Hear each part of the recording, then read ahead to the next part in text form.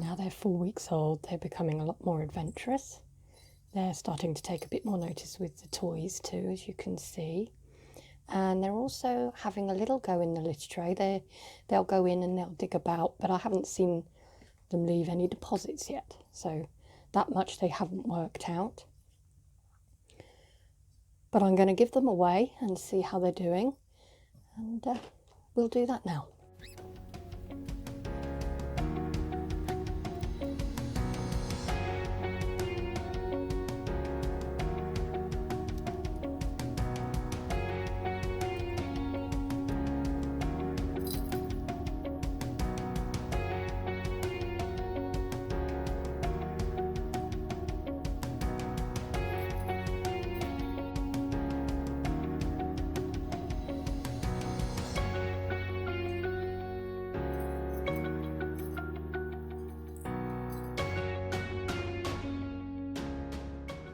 I find that unlike with the Burman kittens, Persian kittens tend to find being handled a little bit daunting at first.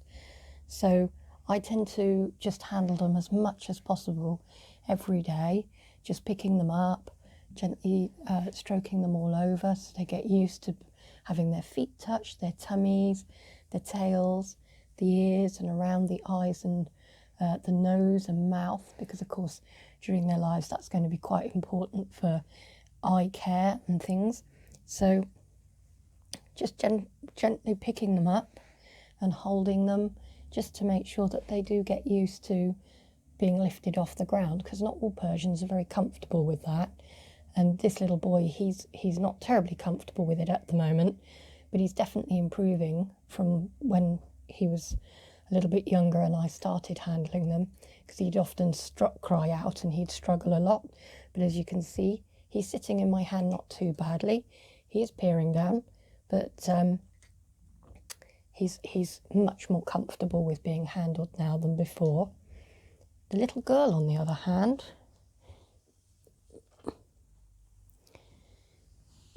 has always been really easy to handle. As you can see, she still is. She'll sit in your hand fairly easily.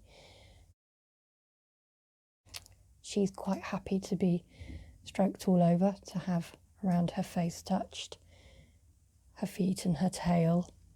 She's quite comfortable with being handled, and you just get individual characters like that in all cats. Some prefer certain ways of picking them up and others aren't quite so keen. So it's just a case of, as a breeder, handling them constantly so they become used to being handled, because particularly if they're going to go as a pet or as a show cat, they need to be used to being handled. People like to be able to pick up their cats, to be able to stroke them, and of course if it's a show cat, that's very important, because the judge needs to be able to pick up and handle the cat in order to be able to assess it for showing.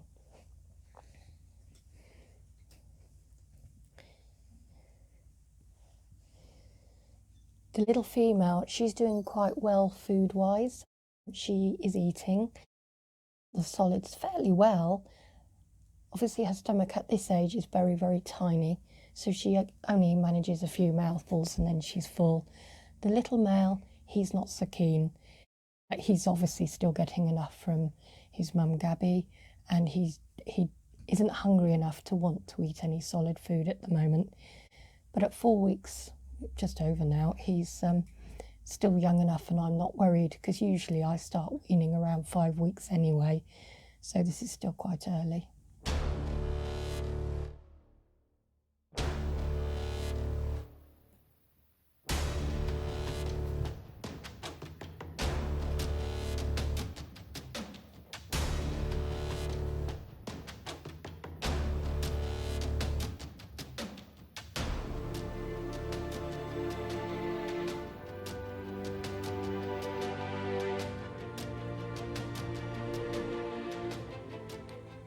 That is definitely not supposed to have happened.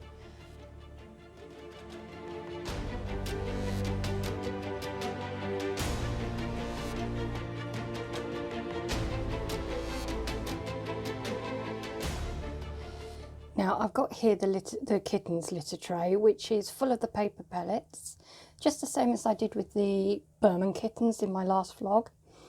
The Burmans were quite happy using these paper pellets, but I have to say the Persians don't seem to be. They will go in there and they'll dig around, but I've never actually seen them use them.